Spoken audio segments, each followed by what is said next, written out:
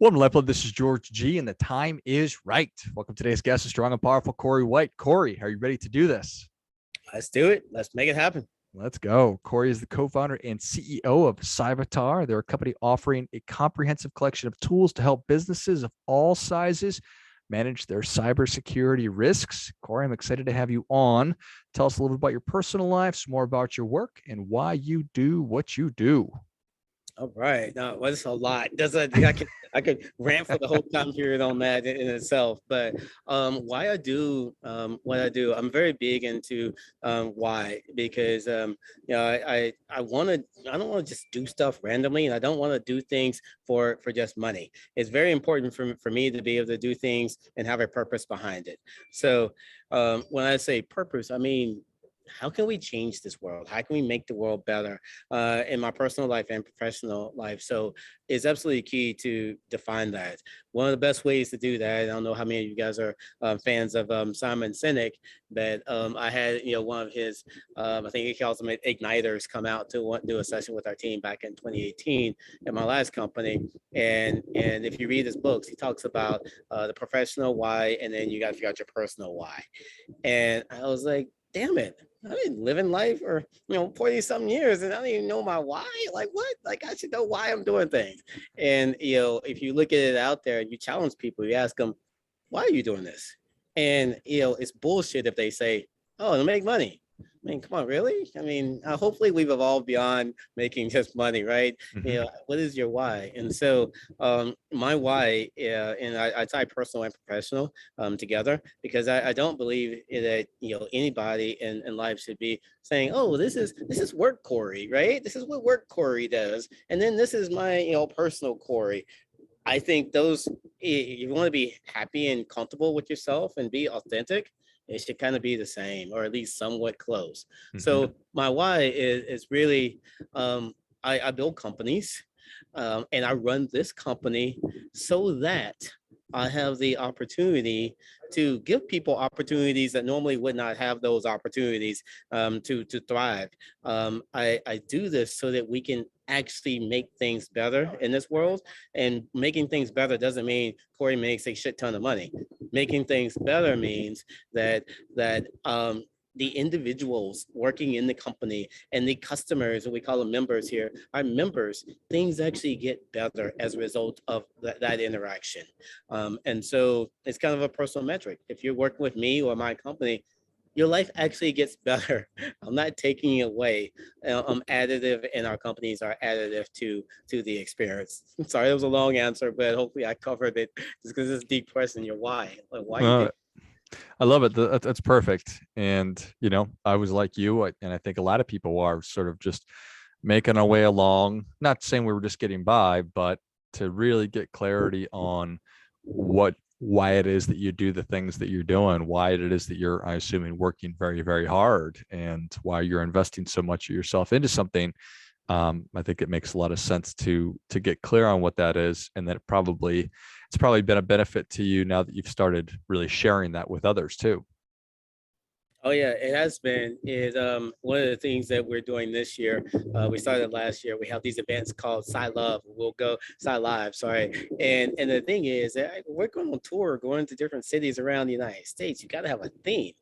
And so one of our junior marketing team members is just amazing, and they came up with the idea of it should be based on love or fear.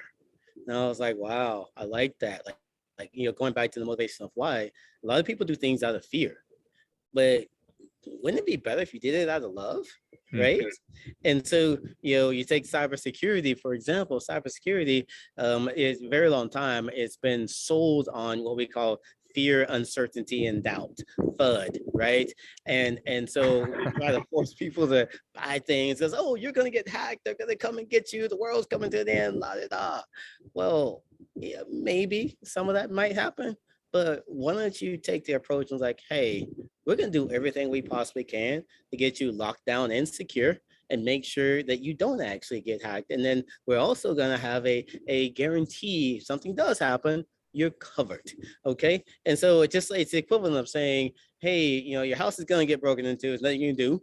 Okay, you might as well, buy whatever I'm trying to sell you. Or we're gonna make sure your front doors and your windows are locked and closed at all times. Now, if somebody still gets in, we still got you covered. Which one do you want? Hmm. Yeah. Nobody wants FUD, Corey. But they sold it all the time.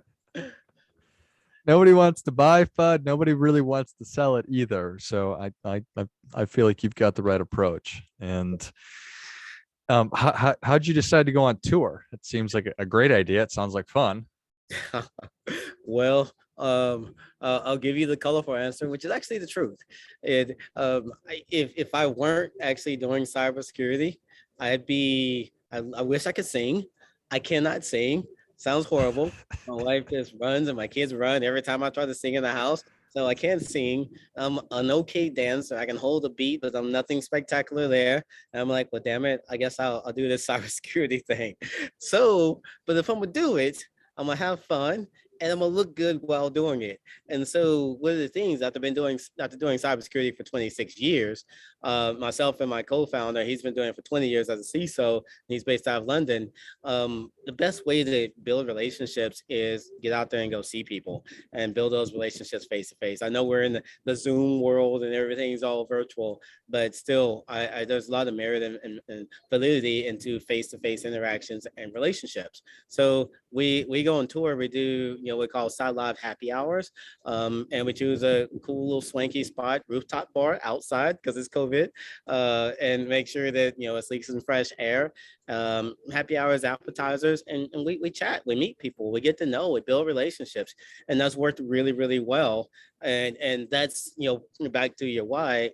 That's what I like to do. I like to drink, socially. And I'm not a drunk, but I like to drink socially, meet new people, have a good time, and I have a great conversation. So why wouldn't I do that in my professional life? Why wouldn't I tie those two together? What I found is that other people like to do that too. Nobody, if I were to say we're gonna go to tour and have this stuffy, conference room and we're gonna do this PowerPoint presentation to you, okay? Most people was like, I'm not gonna do that. I don't want to go. But we did one in LA back in November. We had 102 people show up, and Nice. so that's cool, and got a lot of leads out of it, built a lot of relationships. You actually hired a couple people from the event, just met, and so it's just been beneficial. So that's how we decided. Originally, I wanted to be a music artist, which I suck at. So second best thing is be a cybersecurity professional and still go on tour. Yeah, I love it. I think that's fantastic. Nice. All right. So, and tell us a little bit about your entrepreneurial journey. How did you find yourself in cybersecurity? Oh, okay. Well, how I found myself in cybersecurity, that's an easier question, but I'll tell you the journey, which I think is interesting. How I found myself in cyber is, I started in the mid 90s, and some of my first gigs, and as a consultant was, hey, can you connect us to the internet? And I'm like, sure, okay. So it's literally connecting to the internet. Then like, we're connected to the internet, but somebody just broke into some computers. Like, wait, okay, I'll put in a firewall. And I started putting in firewalls. And then next thing I know, I'm the security guy. And I was like, this is kind of cool, different, whatever. So it just blossomed from there. But the entrepreneurial journey, I think is really important for you. I was just talking to another entrepreneur right for this call, and he quit his job and just went full time with his company that he had started on the side.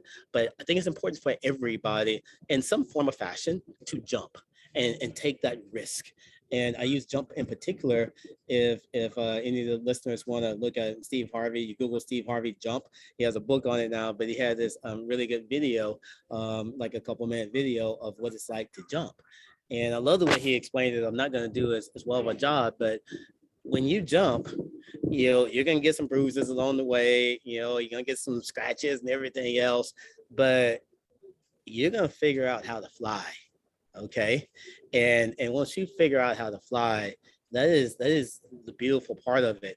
I think also it's beautiful to go through the pain, the struggle, the hustle to actually go through that process. but you're going to figure out how to fly. And so the entrepreneurial journey, for me was just really looking at when I left my last company. I talked to a bunch of companies. I had some venture capitalist friends. They introduced me into some companies. And every time I was interviewing, I was listening to what the founders were saying. I didn't like their why.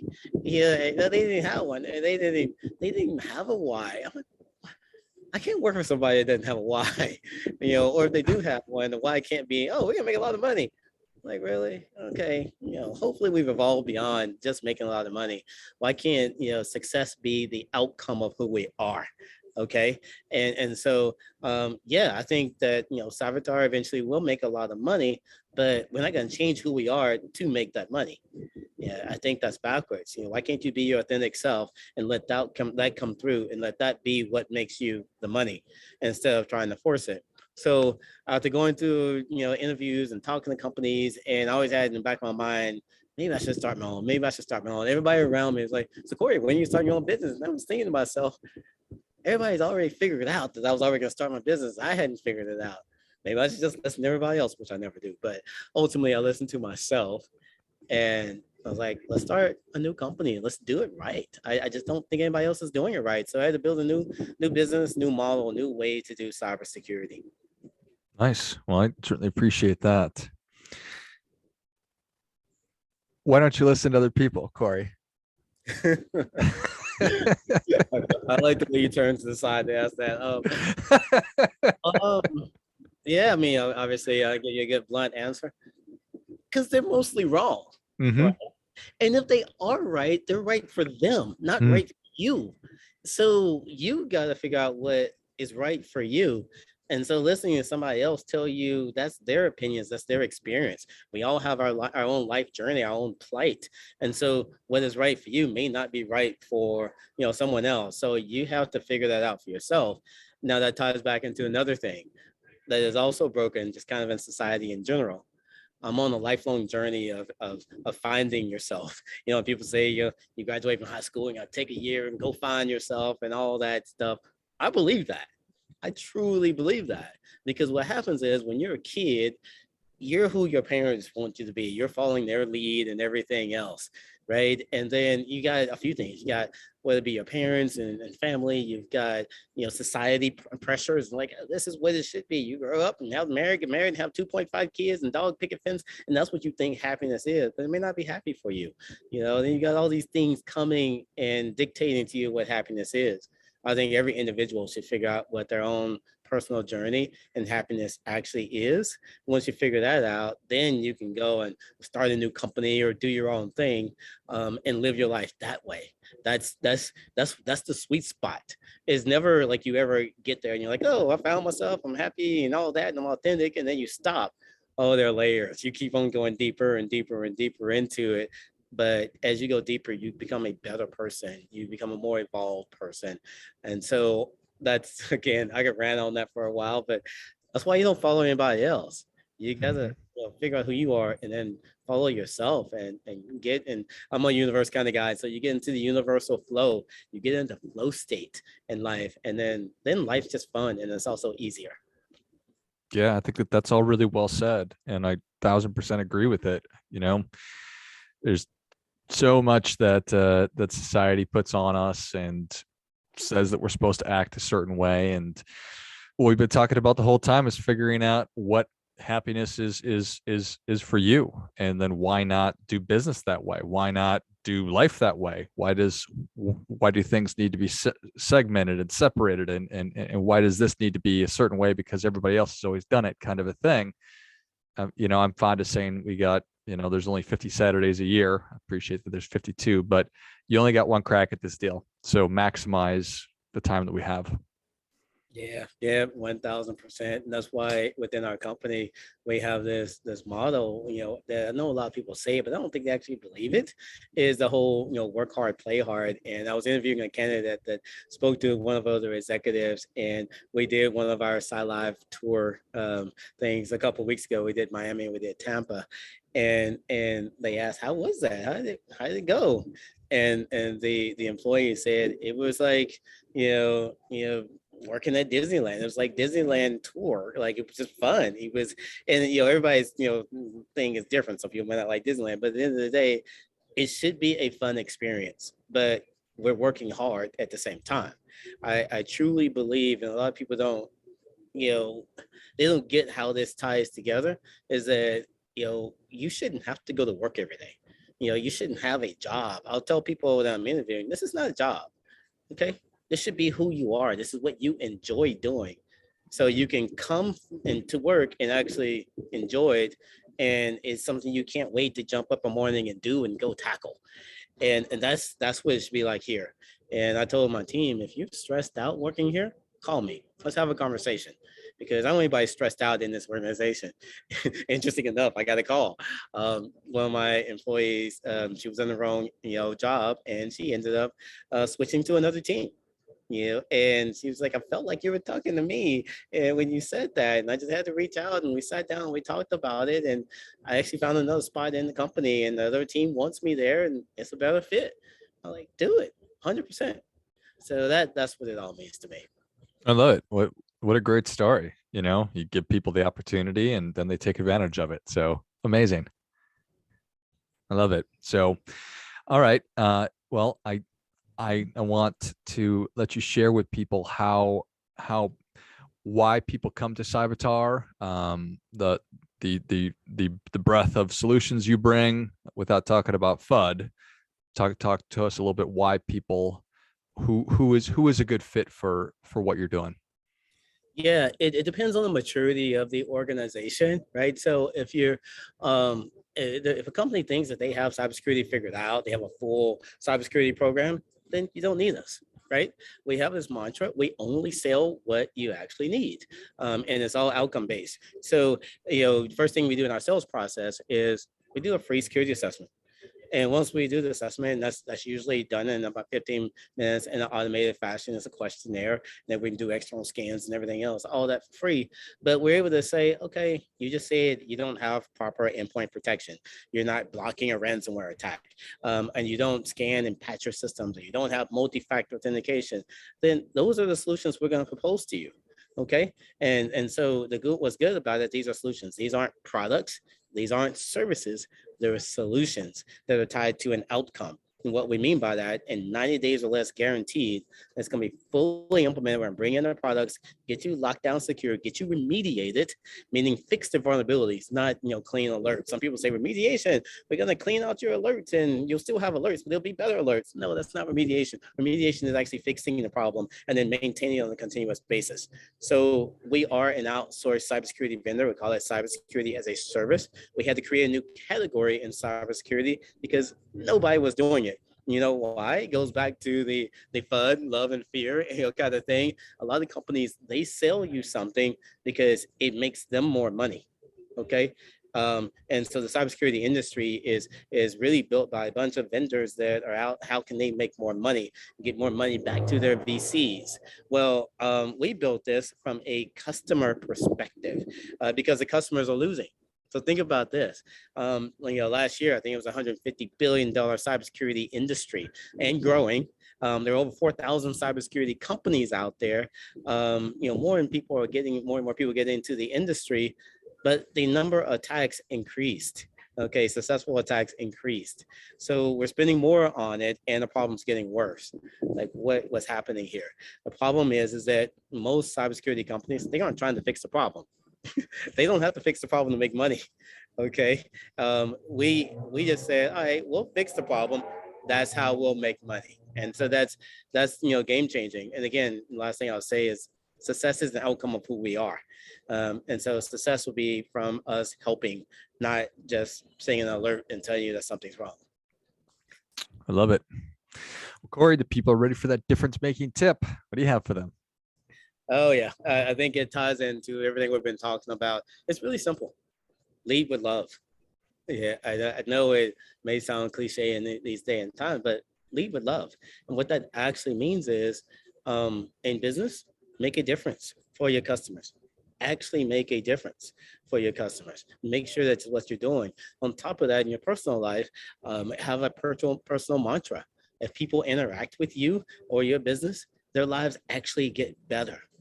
I love that Adam Grant, who's a pretty well-known author, he talks about give or take, and most people aren't conscious of, are you a giver or are you a taker? And so the easy answer is, if you don't know which one you are, then you're probably a taker. Um, and so be conscious of being a giver. Give to make a difference. And he's done the research. A lot of people say nice guys, nice people finish last. His stats actually show that they actually, depending on how you approach it, statistically, nice people finish first. And they also can finish last as well. It depends on how you prioritize things. So I think it's important to look at things the right way. And even if I finish in the middle, still be a nice guy, still be a giver. That's just how I choose to live my life. Well, I think that is great stuff. That definitely gets it. Come on, Corey. Yeah. Thank you so much for coming on. Where can people learn more about you? How can they engage with you and Cyvatar? Absolutely. Really, we're all over social media. Our website is cyvatar.ai. Please visit us there. Follow us on LinkedIn. On LinkedIn, Corey D. White.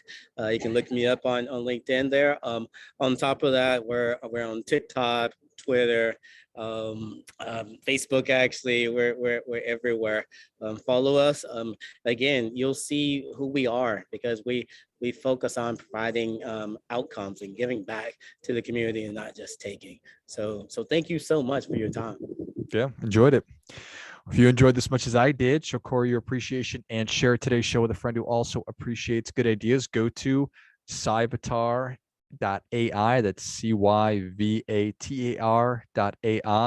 Find him on social media. Corey, are you dancing on those TikToks, man? Not yet. Okay. Not yet, but I will be. I've got some employees that are dancing, so we'll get there. I love it. And until next time, keep fighting the good fight. We are all in this together.